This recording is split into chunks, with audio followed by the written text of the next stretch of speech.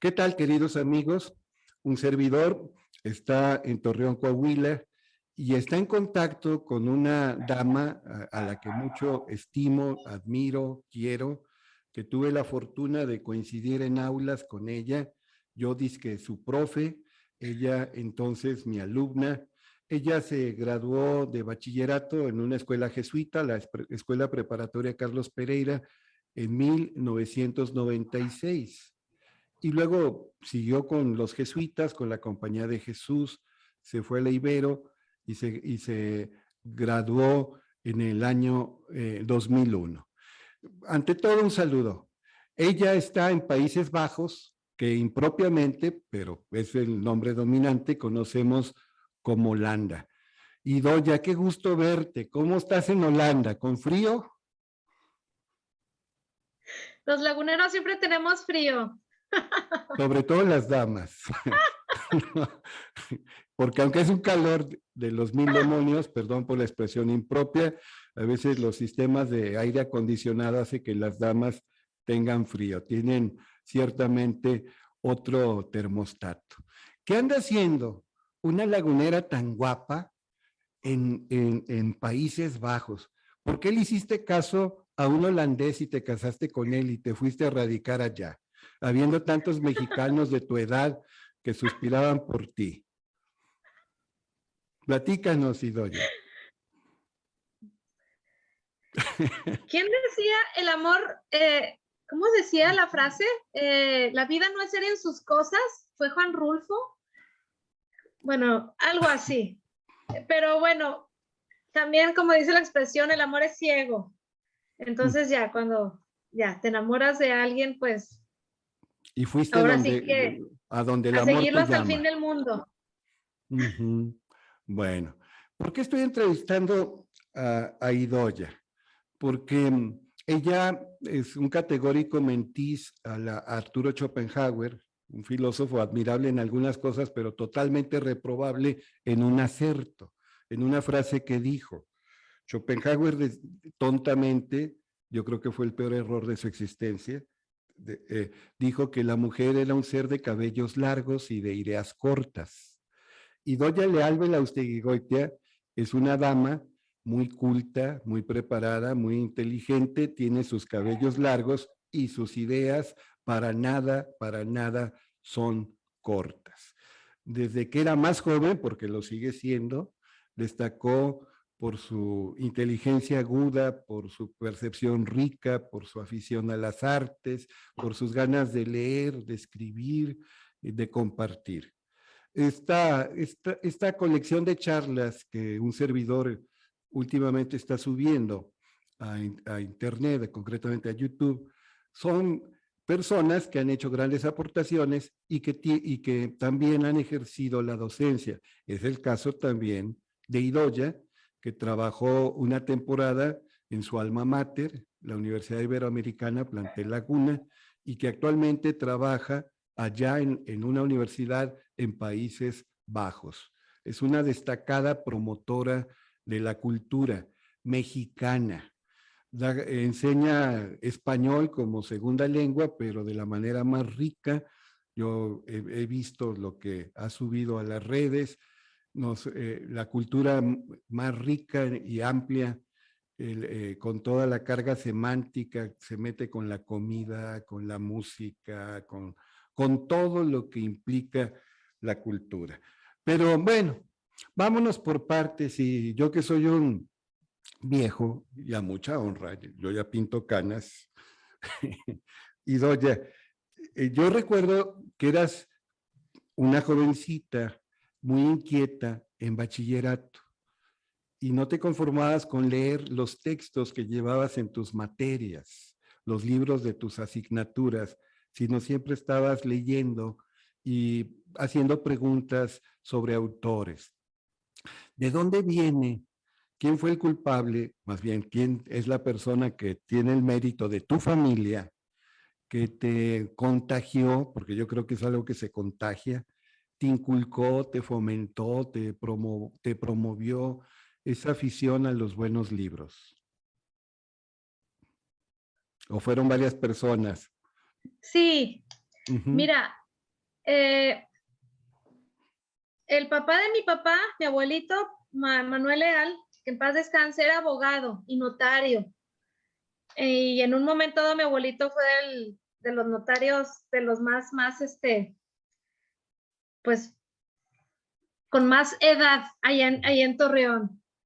Eso por el lado de mi papá. Y por el lado de mi mamá, mi abuelito materno, que se llamaba Javier Veloz Goitia, él siempre estaba leyendo, siempre.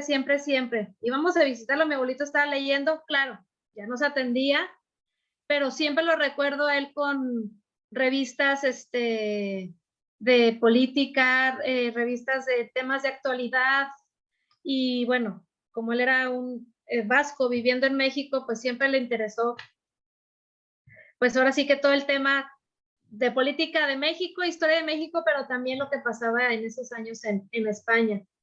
Y eso es por el lado de mi abuelito. Y luego, mi abuelito tenía un tío, él fue corresponsal de guerra, así.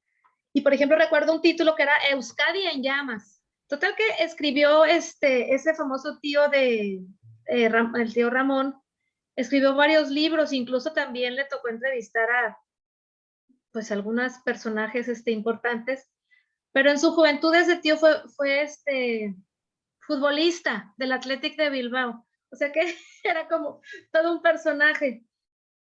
Claro. Entonces yo creo que es por ahí, pero algo interesante es que la mamá de mi papá, o sea mi abuelita Chelo, ella siempre nos contaba historias de todo, de Torreón, de la Revolución, de aparecidos, de espantos. Su papá tenía un negocio en el centro, entonces mi abuelita, o sea, el amor que yo tengo a Torreón y a los edificios de Torreón y a la historia de Torreón, eso es por mi abuelita Chelo, porque ella, cosa rara en su generación, ella sí nació en Torreón, o sea, sus papás eran de Sabinas, Coahuila, o sea, mis bisabuelos del lado paterno, entonces ellos llegan a Torreón por azares del destino y ahí se instalan en Torreón, pero entonces mi abuelita Chelo, su papá tenía un negocio enfrente de lo que,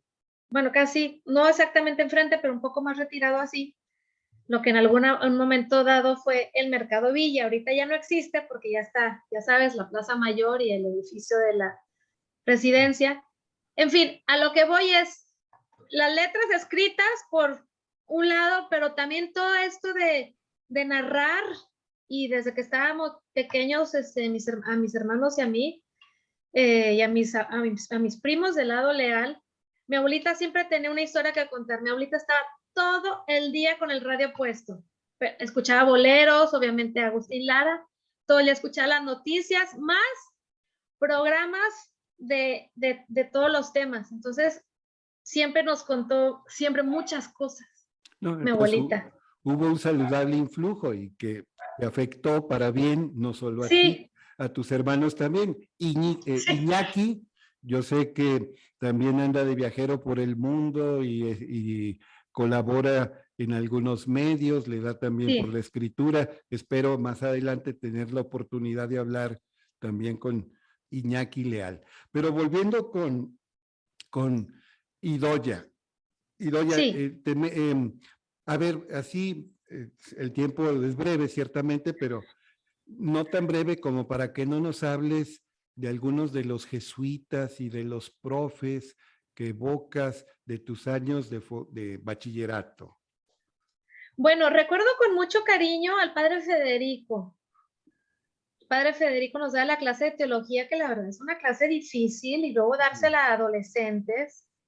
Padre Federico tiene una letra súper bonita, o sea, realmente me acuerdo, y además escribía así padricísimo en el pizarrón, por ejemplo. Entonces me acuerdo la letra perfecta de alguien que también tiene unos, eso es para el Padre Federico. Además las clases nos encantaban, y siempre decía Federico que cumplimiento, cumplo y miento. Y bueno, muchísimas cosas que nos decía. Eso era el padre Federico. Otro que me gustaba mucho era Jesse, esa era álgebra, y él era Este ya entrenador de las... en secundaria, Jesse Él era en Ortega. secundaria, que él Sí. daba, él era el entrenador de voleibol, pero a nosotros nos daba álgebra, y también tenía una letra que yo digo, bueno, pero así preciosa, no sí, todo así perfecto, delineado. Digo, yo ahorita ya que yo escribo ahora en el Sí. digital, a veces salgo con unas letras que digo, santo Dios, mi letra. Entonces, sí, Jessie, pero además Jessie, me acuerdo una clase que se me quedó muy grabada que nos dijo, ya, dejen todo, dejen los cuadernos, dejen el lápiz, ya, pónganse de pie, vamos a respirar. Nos hizo que, hiciéramos ahí como unos ejercicios, así yo creo como muy vanguardista, no que estuviéramos haciendo meditación ni nada, pero sí nos dijo, vamos a respirar, vamos tomen bien el aire y muevan los brazos, y bueno, me acuerdo muy bien de esa clase. Otro profesor que fue también que era muy simpático y era una clase muy bonita, incluso hasta hace poco, de pura casualidad me la encontré en el Bosque Venustiano Carranza. El profesor se apellidaba Carranza y nos daba historia. Ah, sí, cómo no. Miguel Carranza. Miguel. Sigue activo, sigue trabajando No allá sabes en el la gusto que Pereira. me dio verlo, pero yo de prepa, de no verlo, y luego yo irme a vivir fuera de México, muchos años, y luego volvérmelo a encontrar en el Bosque, bueno, fue así como que... Miguel así es una como, persona muy comprometida, sí. me dio mucho gusto verlo. También y luego fue algo que entrenador de voleibol, Miguel, igual que Jesse, también, Jesse Ortega, exactamente. y también tuvo equipos campeones de voleibol. Y otro profesor que la verdad fue para mí, aprendí mucho con Silvestre Santos, y él nos dio clase de civismo y luego de historia, pero es que sus clases eran, o sea, inolvidables, o sea, porque él en serio le ponías así como que le pones clic, le haces play y era hablar, pero a todos nos tenía así, o sea, nos tenía todos como muy interesados, dominaba el tema, y además de dominar el tema, o sea, le apasionaba, le gustaba estarnos contando todo de historia de México, o de todos estos temas de civismo o amor a México, de historia, y luego salía con cosas interesantes en latín y así. Sí, y también ayer tuve el gusto de entrevistar a Silvestre Santos, como tú dices, toda una institución. Ya es un caballero octogenario y tiene secuelas menores, pero las tiene de un accidente cerebrovascular. Le dio una embolia, pero se ha recuperado satisfactoriamente, y fue un honor y un placer entrevistar a don Silvestre. En los próximos días subiremos esa charla que tú también vas a ver con mucho gusto, porque ciertamente también estimas a don Silvestre Santos Fernández. Mucho, porque la verdad, Silvestre, pues es como sinónimo de decir Pereira. Así como si yo digo el profesor Luis Aspes. ¿Tú fuiste de las chicas del coro? Yo estuve en el coro y no sabes qué cosa tan fascinante, porque, por ejemplo, nos enseñó latina de Fideles, la de Alegres de Corazón. Entonces, además el coro no cualquiera podía entrar. Para empezar, nos hacían un examen de si éramos entonados sí o no. Él estaba en el órgano y pa. Entonces tú tenías que repetir la tonada y así, la vocalización. Pero luego los ensayos eran los sábados, en la mañana. Entonces tenías que ser muy puntual, pasaba lista, y si tenías cierto número de faltas, ya por ejemplo, al final del año escolar, al final del año, perdón, íbamos a dar un concierto, dábamos un concierto en el Isauro Martínez. Entonces, claro, tenías realmente que estar siempre en los ensayos, porque si no, no tenías, pues, perdías lugar para ir a estar ahí representando a tu escuela, ir a cantar para los papás en el Isauro, y era muy bonito y muy emotivo estar en ese teatro tan hermoso y en Torreón, y cantando, y además muy bonitas las canciones que nos enseñaba. Entonces sí me da mucho gusto que lo hayas entrevistado y sí estaba yo pensando en él cuando me dijiste que me querías entrevistar, dije, pues yo a mí qué, mejor que entreviste a los profes de la Pereira. Bueno, usted Entonces, es que más joven, entrevistes a Silvestre. pero tiene madera innegable de profa. Sí, Bueno, ya mencionaste un jesuita, el padre Federico Brem, sí. popularmente conocido como Papá Pitufo, pero una Bueno, yo nunca le enciclopedia. dije así, pero No, bueno, sí, entiendo. era una enciclopedia de teología, conocimiento de Sí, Sagrada Escritura, y era muy bromista. Él mismo provocaba la confianza, la camaradería. Era exigente en las cuestiones académicas, pero sabía ser compañero y amigo. El querido padre Federico. Y coincido contigo, era una delicia ver no solo el contenido, sino la presentación de sus textos en el sí. pizarrón, en las vitrinas, todo esto. Y sigue, recientemente estuvo enfermo, me dicen, pero afortunadamente la ha librado y se está recuperando y espero también a este señor, que es toda una institución, tener el privilegio de hablar Sí, con de él. entrevistarlo, que lo entrevistes, Sí, estaría sí, fantástico. espero. Pues ¿Algún sí, otro jesuita que te recuerdes? el padre Verdín era muy simpático, también lo recuerdo con mucho cariño, Víctor incluso me Verdín, que tocó, era el rector de la Pereira, sí, efectivamente. incluso me tocó ir con él fuimos de misiones, éramos un grupo muy pequeño, era Benjamín Ruiz, Chicho, que bueno, se llama José Rodríguez, una compañera, ella estaba en la Ibero, Mariloli Garza y yo, o sea, ya habíamos salido de la Pereira, ya habíamos terminado sexto de prepa, ya nuestro primer año en la carrera, y fuimos a un pueblecito, haz de cuenta, si tú vas rumbo a la carretera a San Pedro, hay una desviación y dice Finisterre. Sí. Pues no fuimos a Finisterre, fuimos más allá de Finisterre, o sea, Más más allá allá del del fin fin de de la la tierra. tierra.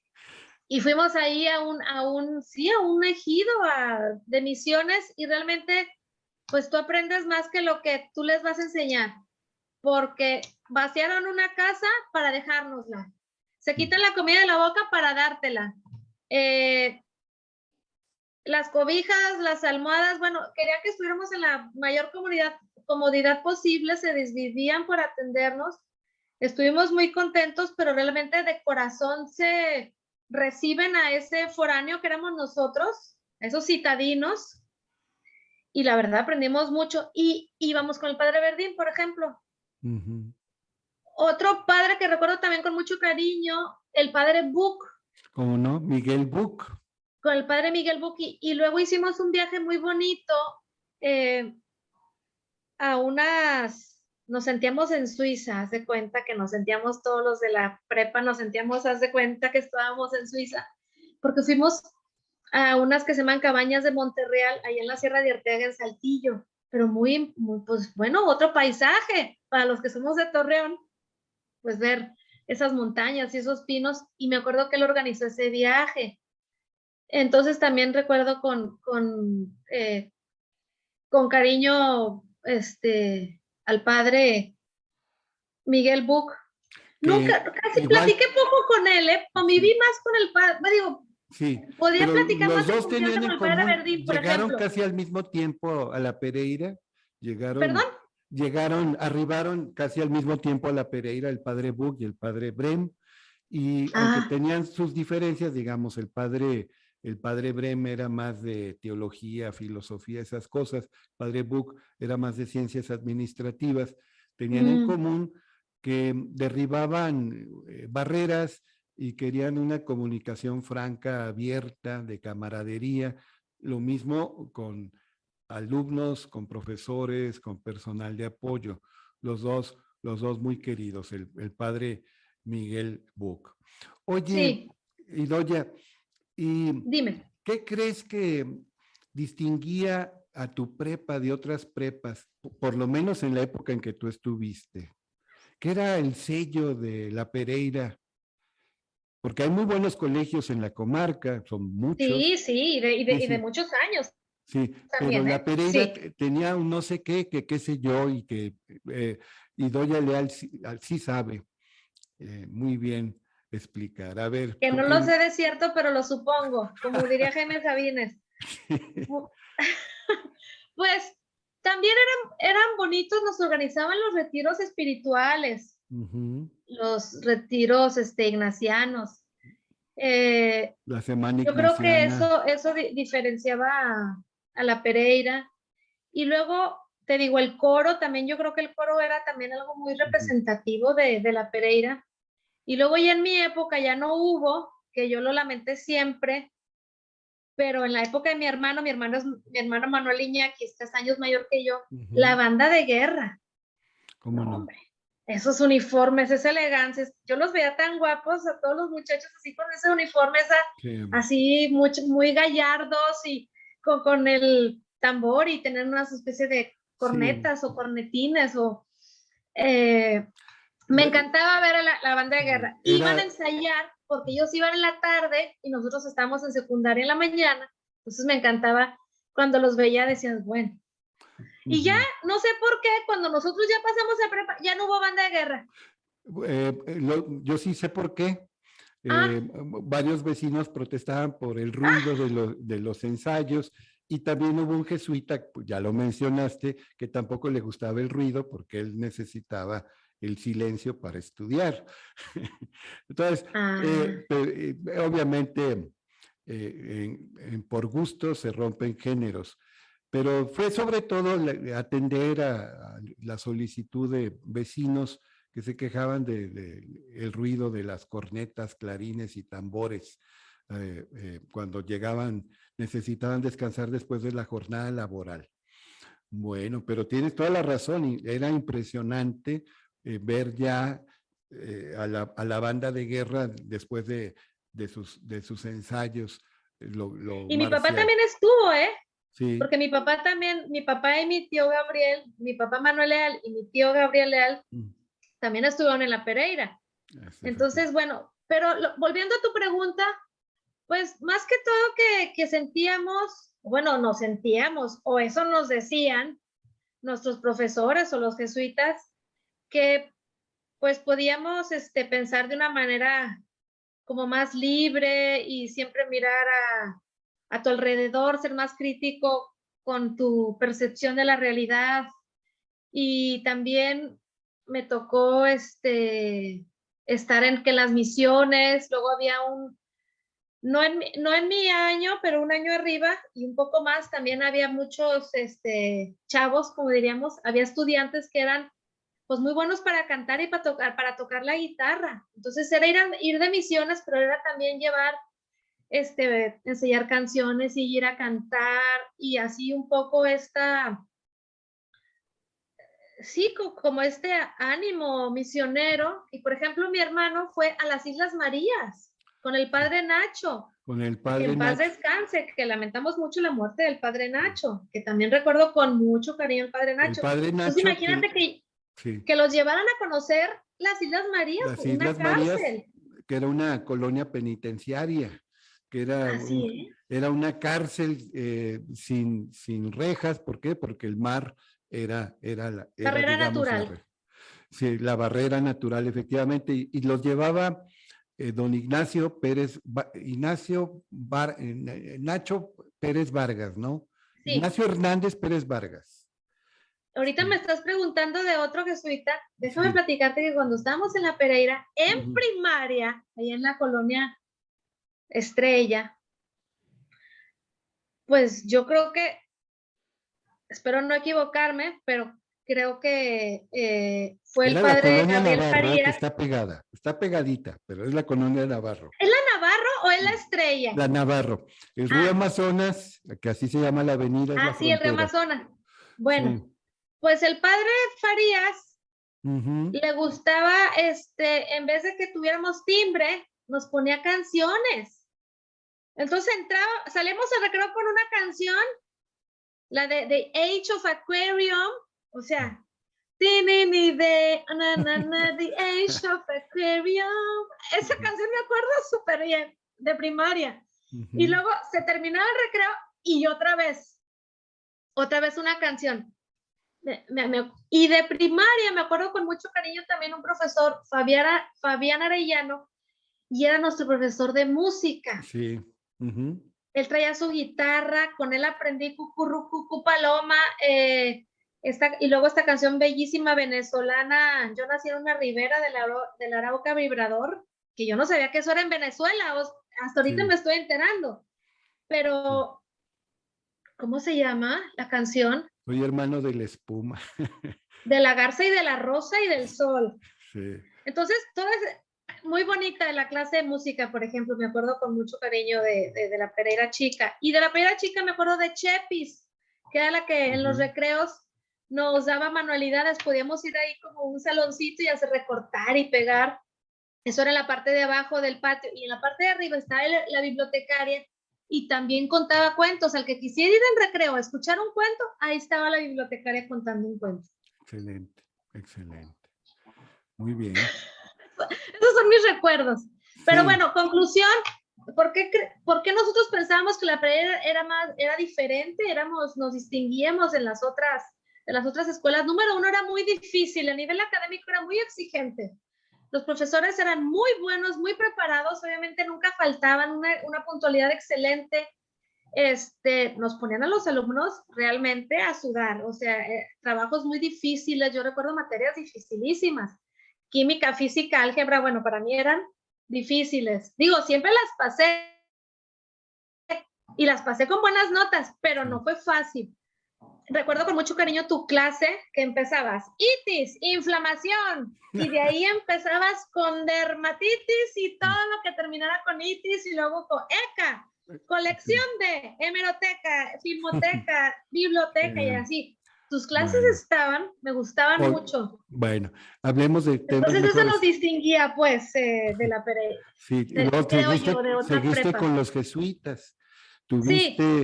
Ya quedaste, entre comillas, infectada y te fuiste a una universidad jesuita.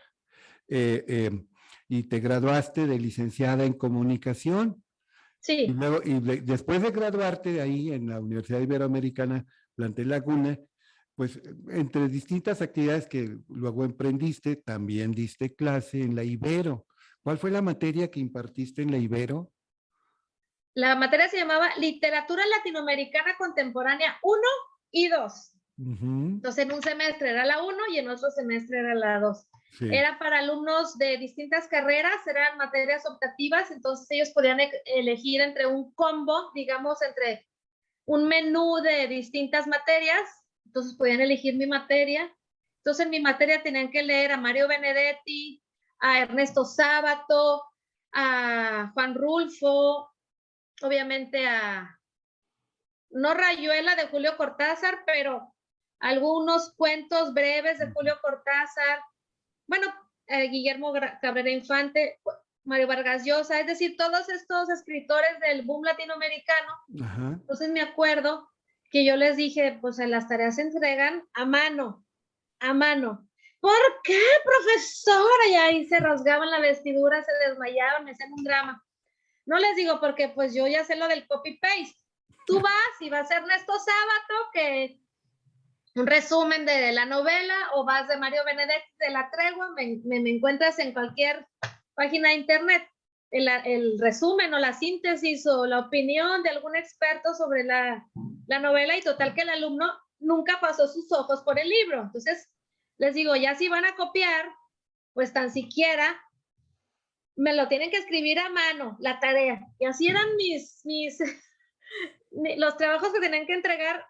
Y yo les decía, pues es que no, es que yo estoy estudiando Derecho, yo estoy estudiando Ingeniero, ¿a mí para qué me sirve esto?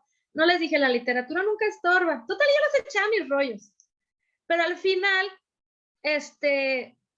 cuando se acababa el semestre, sí se sentían orgullosos porque habían conocido la poesía de Mario Benedetti, o se habían acercado a la poesía de Jaime Sabines, o habían descubierto a Cortázar o algún otro escritor del boom latinoamericano. Entonces, o sea, sí era bonito que ellos pues entraron, no con muchas expectativas, pero uno sí, sí finalmente Le Pues sí, encontraron gusto. la literatura los atrapó, los atrapaba, y Qué ellos bueno. no pensaban que ese tipo de lectura en algún momento dado lo iban a disfrutar. Digo, es general, en general tenía buenos alumnos que hacían la tarea y que compraban los libros o los leían, pero tenía uno que otro escéptico. Y finalmente se convertía, era una especie de Sí, conversión, una metanoia, una palingenesia, había una transformación merced a la lectura. Y además el arte pues tiene que ver con el gusto y con el goce estético, y pues lo lograban. Como decía Borges, yo no enseño literatura, yo en todo caso trato de contagiar el gusto por la literatura.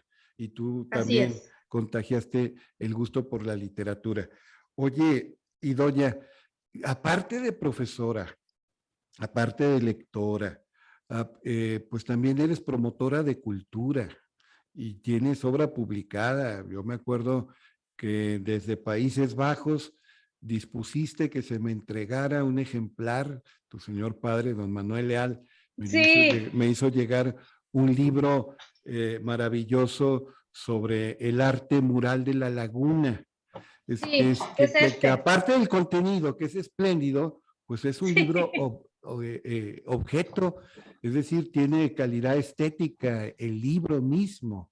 Y recientemente escuché una conferencia de mi querido amigo, el arquitecto Y Méndez tocayo, Vigatá, de Antonio Méndez Vigatá, que él habló también de artes, del arte mural, y por supuesto dándote el crédito, citó muchas cosas que vienen en tu libro.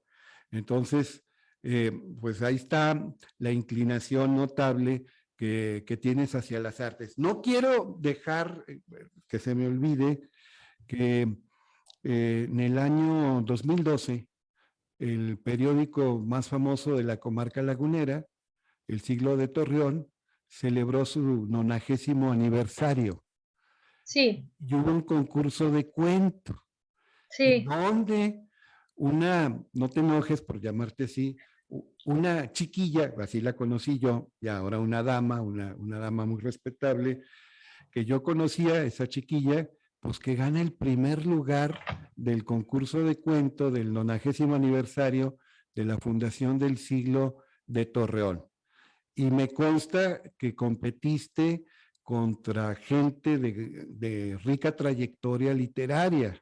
No digo nombres por razones obvias, pero me consta. ¿Y por qué me consta? Porque usando el lugarzote común, el tópico, el lugar común, por azares del destino, yo fui uno de los 3 jurados de aquel concurso, junto con mi querido amigo, el maestro Jaime Muñoz, con mi querida amiga, la doctora Angélica López Gándara, un servidor fue jurado, y nos aventamos casi un centenar de todo tipo de cuentos. No sabíamos quiénes eran los autores. y participamos con un seudónimo. Claro, cuál debe ser. Sí, Y nos pusimos de acuerdo cómo íbamos a escoger los mejores cuentos, y que va ganando esa, no te enojes, chiquilla, de sangre sí, pues vasca, bueno, fui tu alumna sí, en Idoia prepa, Leal sí. Belaustegui Goitia. Hasta yo me enteré ya cuando estaba, ya se había designado el cuento ganador por votación de los 3 jurados. Me acuerdo que el subdirector editorial del Siglo, también mi exalumno Javier Garza Ramos, pues le tocó coordinar aquel concurso, y fue una ceremonia de premiación a la que asistió a recibir el premio tu señora madre. Pues también ya, pues una escritora premiada, mira, quién viera a esa Nada, señorita, ahora una señora y madre de familia. ¿Cuántos hijos tienes, Idoya?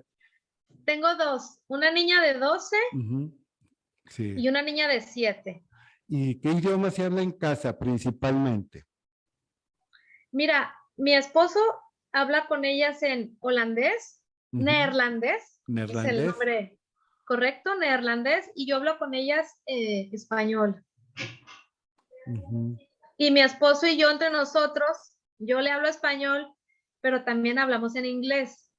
ujú. ¿Tú hablas Cuando quiero que me en entienda, neerlandés? cuando quiero que me entienda, cuando es algo bastante importante, y le digo, intento decirle en holandés y en inglés. Sí. Y cuando es así otros temas, pues, que pues como son del corazón, pues uno habla en su idioma, ¿no? En su lengua materna. Claro. Ahí está una de tus hijas que tuve el gusto de Las ver. dos. Las dos ahí están pendientes de lo que hice. Hola. Muy guapas. ¿A quién habrán salido? A su mamá. Sí, son una bendición. No, sí, la verdad que sí. Muy bien. Y luego, aparte de hacerle también a la literatura y ganar concursos, de repente esa señorita se convierte en directora del Museo de la Moneda. ¿Nos podrías hablar de manera un poquito sintética cómo surge el Museo de la Moneda y cómo llegó doña Idoia Leal Belaustegui-Goitia a convertirse en su primera directora? Sí, claro que sí. Mira, en el año 2003 yo entré a trabajar en el ayuntamiento de Torreón y en ese año el alcalde era el licenciado Guillermo Anaya. Se adquiere el edificio del Banco de México enfrente a la Plaza de Armas de Torreón, que es la Morelos, esquina con Cepeda. Se asignan las distintas plantas a distintas dependencias del municipio, pero queda la bóveda. El tesorero quiere que la bóveda sea para su grupo de trabajo, entonces yo me atreví y le dije que la bóveda no era un lugar para convertirla en oficina por las características arquitectónicas, o sea, era un lugar nada más hecho para almacenar dinero. Techos muy bajos, muros muy anchos, una bóveda que parece de película, una bóveda de blanco fascinante. Entonces me dijeron, ¿qué propones? Le dijimos, bueno, le dije, podemos hacer un museo dedicado a la historia de la moneda de nuestro país. Y bueno, lo de la cuestión numismática, yo lo había escuchado, yo lo conocía porque un tío mío, abuelo, hermano de mi abuela Asunción, pero ellos son españoles, llegaron hace muchos años a vivir a México, y mi tío Javier, mi tío abuelo, se enamoró de México y de su historia, y de la historia a través de las monedas. O sea, por ejemplo, hay una moneda fascinante que se llama, una moneda que dice Muera Villa. Hay obviamente las monedas que se hicieron con el imperio de Maximiliano, que es el segundo imperio, y las del primer imperio, que es con Agustín Iturbide. Entonces era realmente contar la historia de México a través de los cambios que ha tenido su moneda, pero que se reflejan, o sea, el cambio histórico se refleja en la moneda. Y la colección que presentamos en el museo la pusieron en comodato varios miembros de la Sociedad Numismática de La Laguna, que eran el profesor Treviño, profesor Oscar Treviño, Pepín Sánchez, mi papá, que es Manuel Leal, y creo que había otros 2 socios.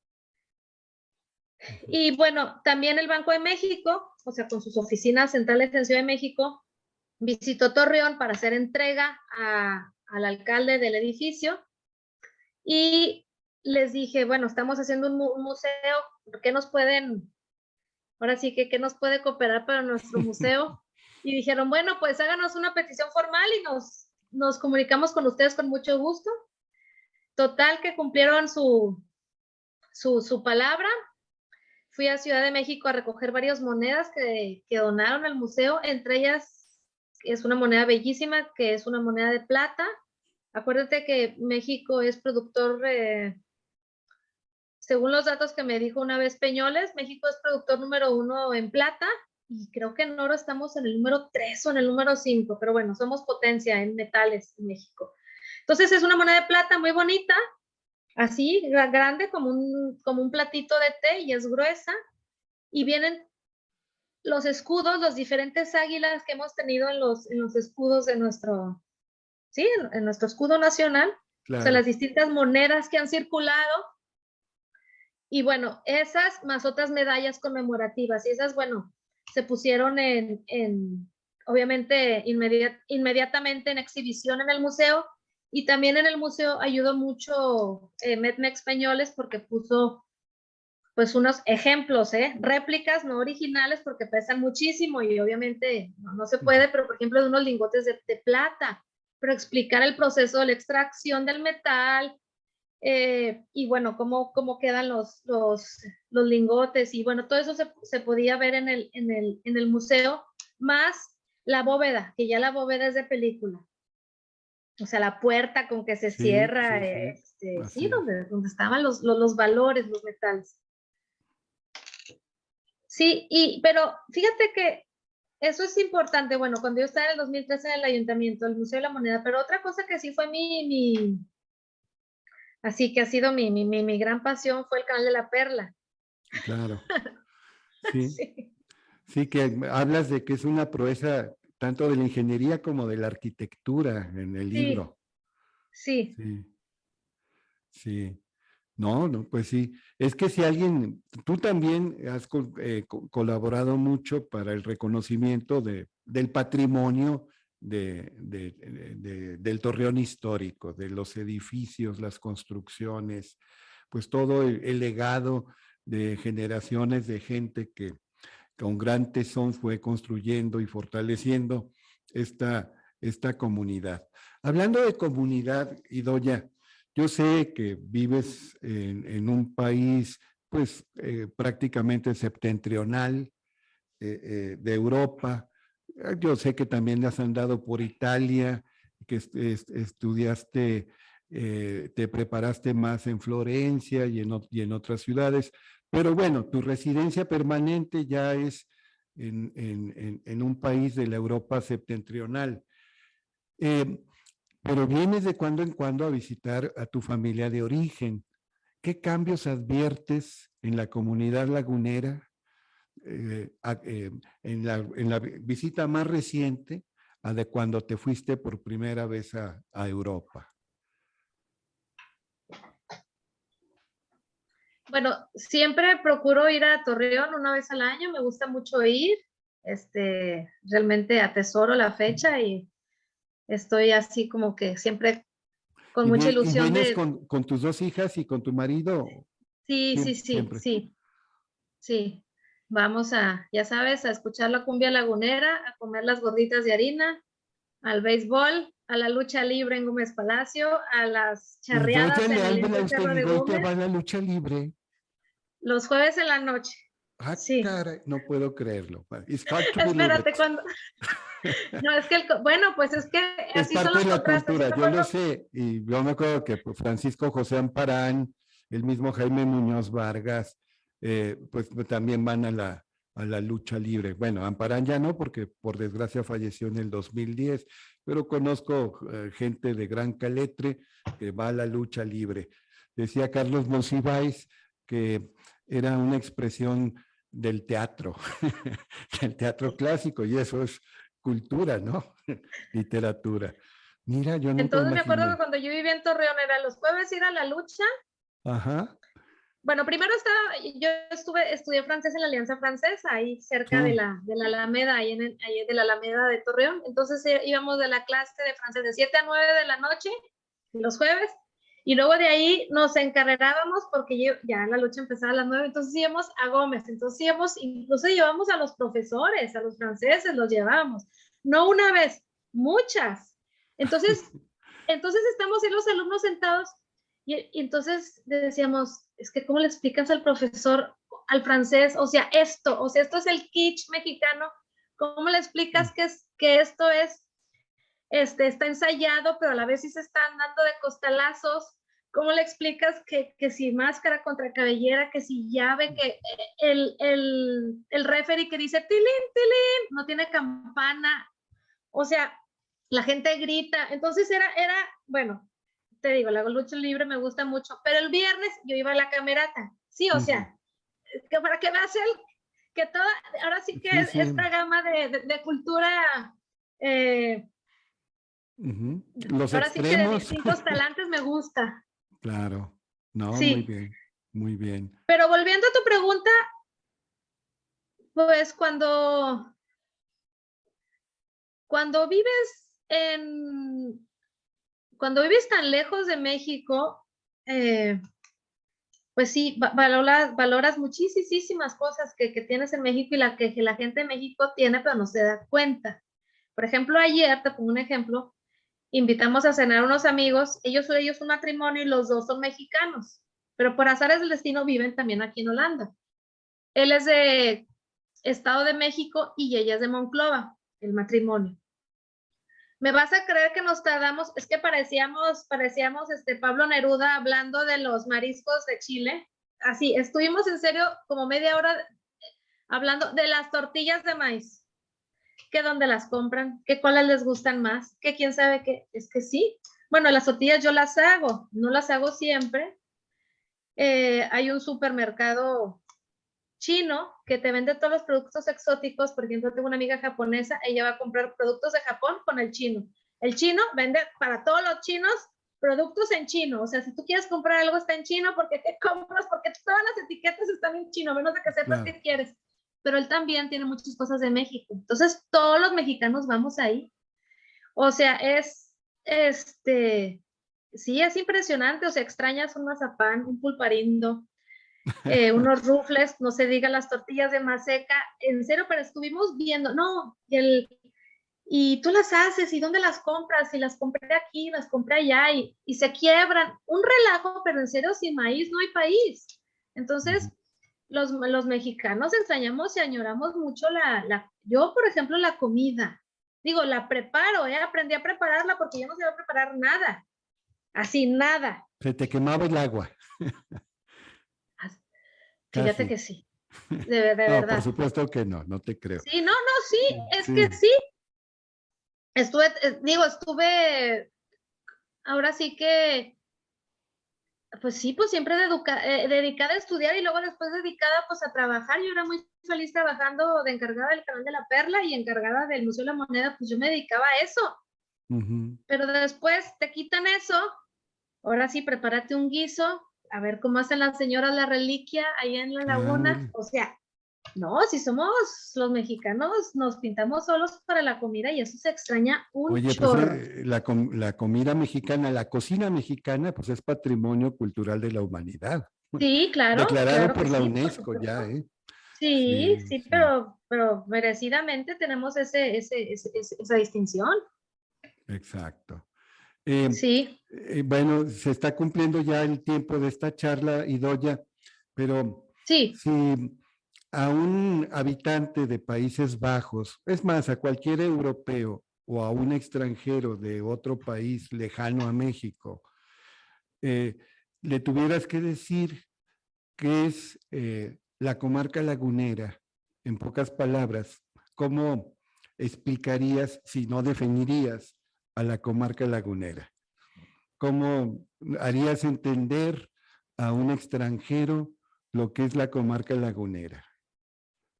Para ti, lo primero que viene a tu mente, no dejes que la Lo autocensura se primero que viene a mi imponga. mente son los aeróbics del Bosque Venustiano Carranza, que yo también voy.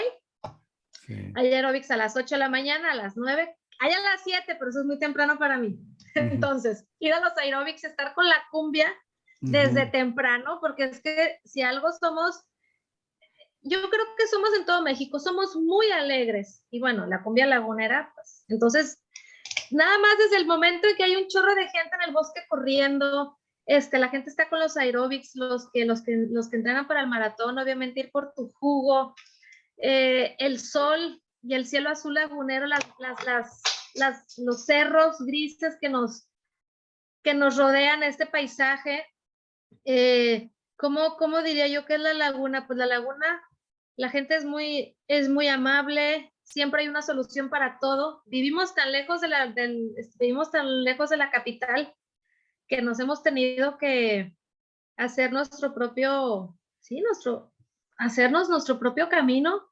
Y obviamente tenemos siempre esa añoranza del agua, porque bueno, cuando viene el río Nazas, estamos yendo, el Padre Nazas. Yo lo he hecho y mi abuelita también platicaba que ya de pequeña ibas y la gente va a esperar que llegue el agua, entonces Siempre tenemos, bueno, nos estamos conectados con Gómez Palacio, pero por un lecho seco casi todo el año.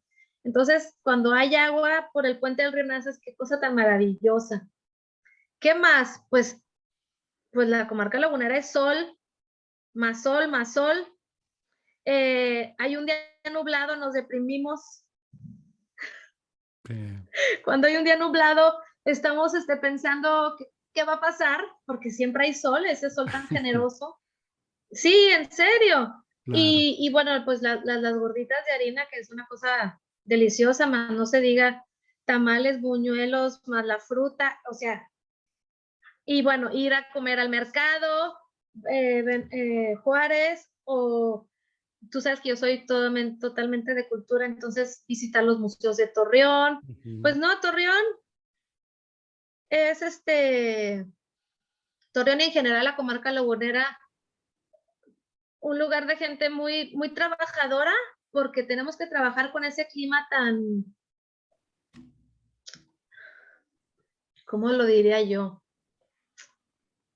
Exigente, pues sí, un demandante. Clima, sí, con tanto calor, pero yo me acuerdo que yo, cuando me tocó hacer algún tipo de investigación, o sea, los directorios comerciales de 1890 o de 1903 describen, pues, estas regiones, bueno, que eran apenas unas pequeñas congregaciones, ni siquiera éramos una villa, pero decía, el calor ahí todo el año alcanza unas temperaturas insoportables. Exacto. Así nos describían los directores comerciales de 1890 y de 1903 o así. Entonces, sí, no tenemos estos paisajes verdes y estas frutas exóticas que tienen en Veracruz o en Chiapas, ¿no? Entonces, sí, pues no, pues así es nuestra comarca lagunera. Pero tenemos lo nuestro, y entre lo nuestro, pues destaca gente como Idoia Leal Belaustegui-Goiti. Ella habló de lo delicioso de algunos platillos de la comida regional, pero también fue una delicia escuchar de manera tan fresca, tan coloquial, tan sin impostura, sin máscaras, a una mujer brillante, a un ser humano que a pesar de su todavía juventud, pues ya tiene una gran trayectoria. Idoia, donde quiera que estés, ya sabes que se te quiere, se te echa de menos. Gracias, igualmente. Y esperamos vernos de nuevo pronto. Bendiciones para sí. ti, para tus dos hijas adorables, y un saludo a tu señor marido. Nos vemos pronto, Idoia, espero. Hasta luego. Muchas gracias y también saludos para ti, para tu apreciable familia. Muy saludos amable. A todos. Saludos. Hasta pronto.